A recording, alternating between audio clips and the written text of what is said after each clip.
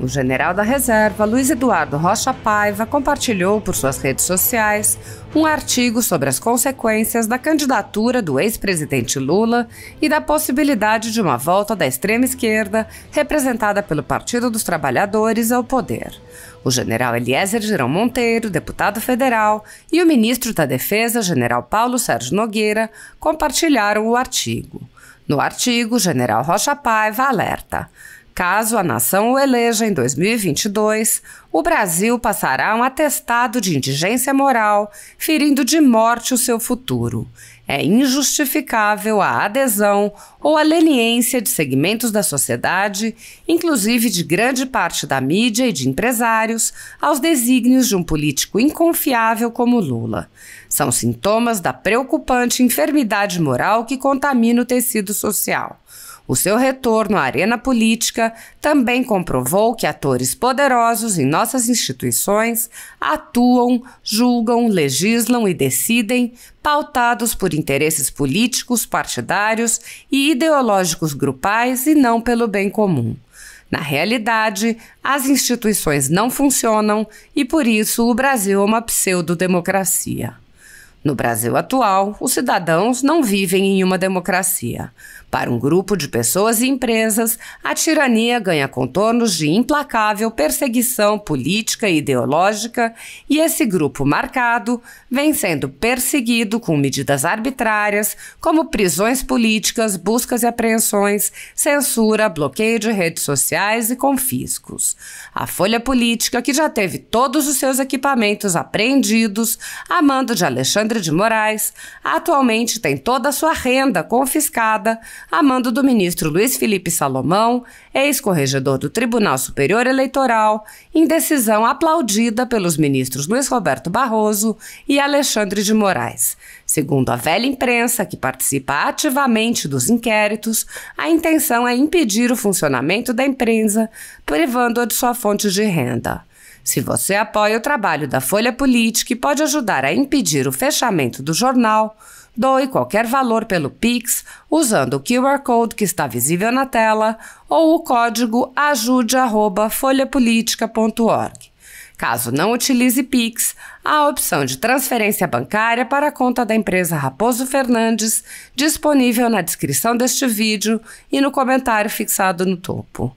Há 10 anos, a Folha Política vem enfrentando a espiral do silêncio imposta pelo cartel midiático e trazendo os fatos da política brasileira. Pix ajude@folhapolitica.org. Ouça o texto do general de brigada veterano Luiz Eduardo Rocha Paiva, intitulado Lula Presidente, Ruína Moral da Nação e das Instituições. O presidente do Supremo Tribunal Federal, ministro Luiz Fux, caracterizou a anulação de processos da Operação Lava Jato como questões formais, ressaltando que não se pode esquecer que a corrupção efetiva aconteceu no esquema que envolveu agentes públicos, empresários e doleiros. E daí? A nação tinha de se submeter a isso? Com base nessas questões formais, o STF libertou e descondenou, mas não inocentou Lula. Nenhum artifício jurídico é capaz de apagar as provas que resultaram em sua condenação nos processos a que respondeu. Passividade e omissão da sociedade de suas lideranças saudáveis facilitaram a volta à arena política de alguém envolvido em corrupção como se nada ainda tivesse a responder.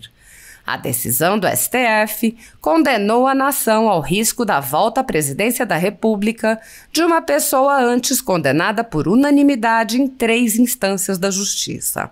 Com Lula, poderão voltar a entourage partidária e aliados condenados por corrupção, grupo sinistro que afundou o país no maior lodaçal moral e administrativo de sua história.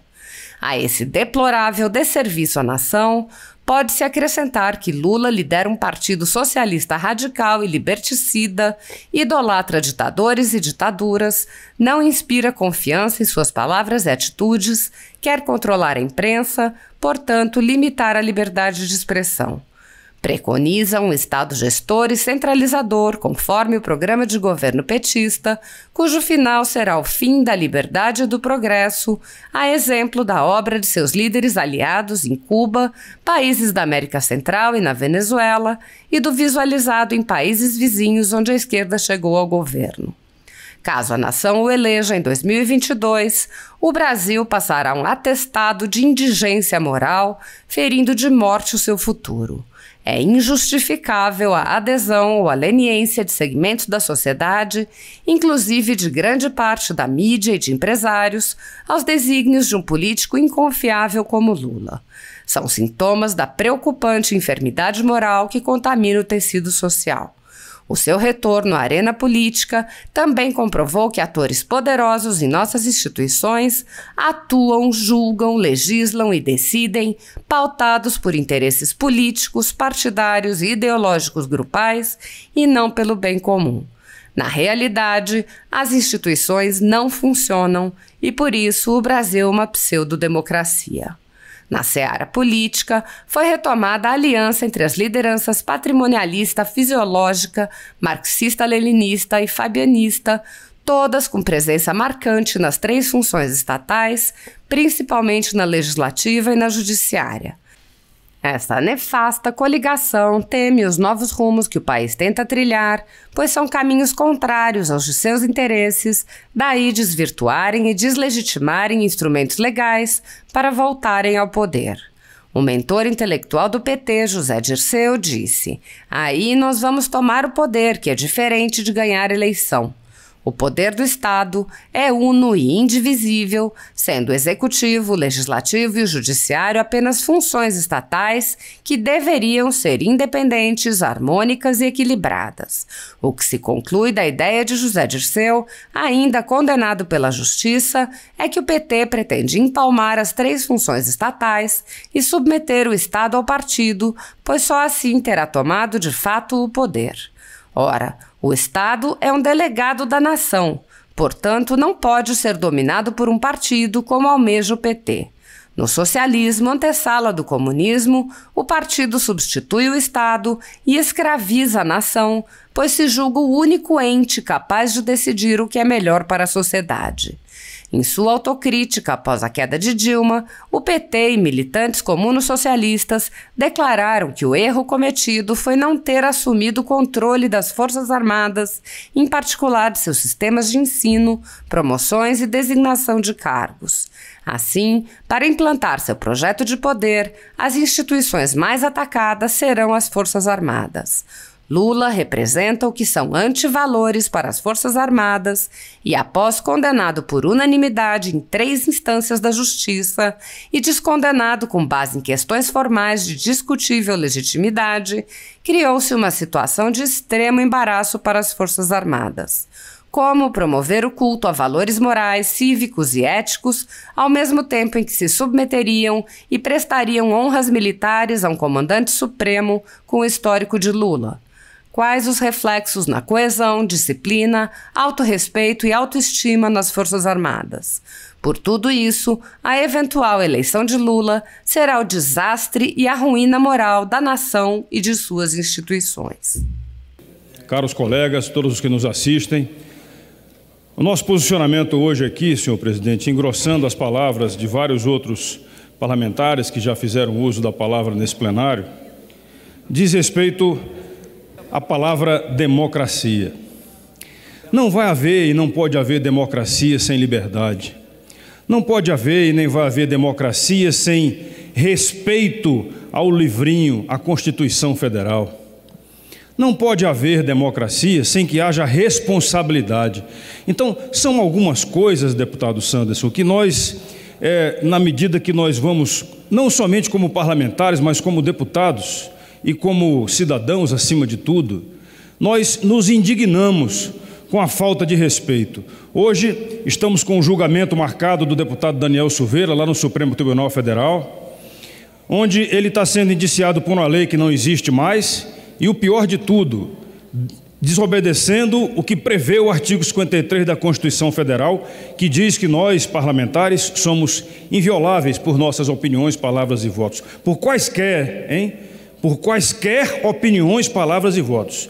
Parece que o pessoal lá do Supremo, especialmente o nosso ministro Alexandre de Moraes, que eu insisto muito em dizer que ele afronta a democracia todos os dias quando usa a caneta dele, principalmente ele, parece que não enxerga que existe o artigo 53. Invoca uma lei que não existe para punir um deputado. Na verdade, caros colegas, ele está punindo o deputado Sanders. Isso é todo o Parlamento Federal, é toda a Câmara dos Deputados.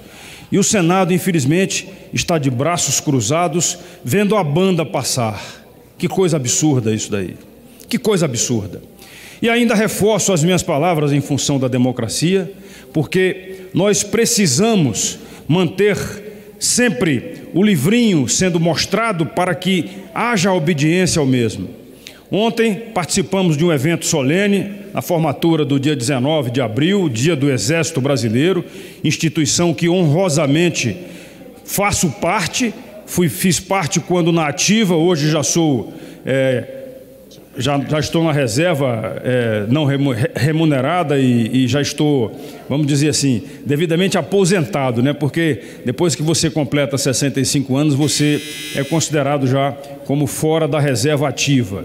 Então, o que nos preocupa, e nos preocupa muito, é que essa desobediência das leis, essa desobediência ao livrinho, tem gerado, infelizmente, inquietações na população. Diariamente recebo milhares de mensagens de pessoas, de cidadãos, de cidadãs, de pessoas que eu nem conheço. Senhor presidente, só para concluir aqui o raciocínio, eu sei que hoje tem pouca gente na casa, pessoas que eu nem conheço pedindo vênia e dizendo o que é que nós vamos fazer, o que é que nós deputados vamos fazer contra aqueles que desobedecem à Constituição costumeiramente.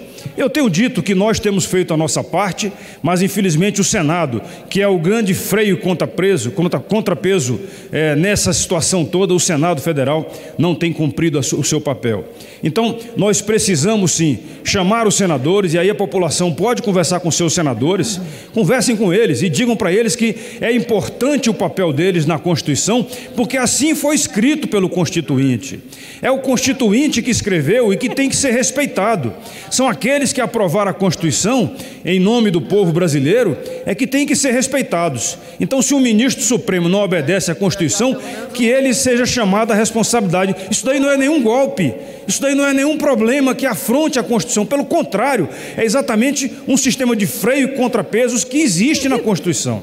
Então, o nosso chamamento é esse. Vamos fazer uma campanha junto aos senadores para que chamem a responsabilidade. E olha, não faltam requerimentos, não faltam petições, não faltam ações judiciais que são feitas ou por nós aqui deputados ou por pessoas. Há pouco tempo teve um abaixo-assinado aí com mais de 1 milhão de votos pedindo que um determinado ministro supremo, no caso aí o Alexandre de Moraes, fosse ouvido. Ministro Alexandre de Moraes, se o senhor tiver coragem, se manifeste sobre isso, ministro Alexandre de Moraes, já que o senhor vive falando a 3x4 aí nos jornais, na televisão, em tudo que é canto. Se manifeste, ministro Alexandre de Moraes. Eu quero ouvir a sua palavra. Aliás, a população brasileira quer ouvir a sua palavra. O que é que o senhor tem contra o deputado Daniel Silveira? O que é que o senhor tem contra o parlamento que vive interferindo? E o que é que o senhor tem contra o presidente da República que não se satisfaz em ficar perseguindo aquele que foi eleito por mais de 50... Sem eco na voz do Brasil. Muito obrigado. Será acatado o seu pedido?